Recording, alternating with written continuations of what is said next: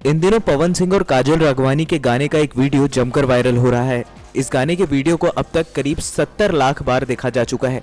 Video में Bhojpuri superstar Pawan Singh और Bhojpuri actress काजल राघवानी है।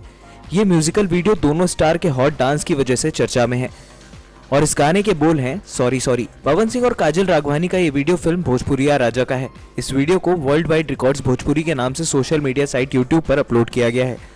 पवन और काजल के इस वीडियो को अब तक करीब 70 लाख व्यूज मिल चुके हैं। 2016 में 19 फरवरी को रिलीज हुई इस फिल्म के डायरेक्टर सुजीत कुमार हैं। सोशल मीडिया पर वायरल इस म्यूजिक वीडियो में पवन सिंह और काजल राघवानी का हॉट डांस नजर आ रहा है।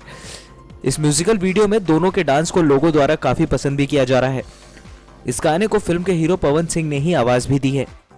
नेक्स्ट 9 न्यूज के लिए अभिलाष की रिपोर्ट।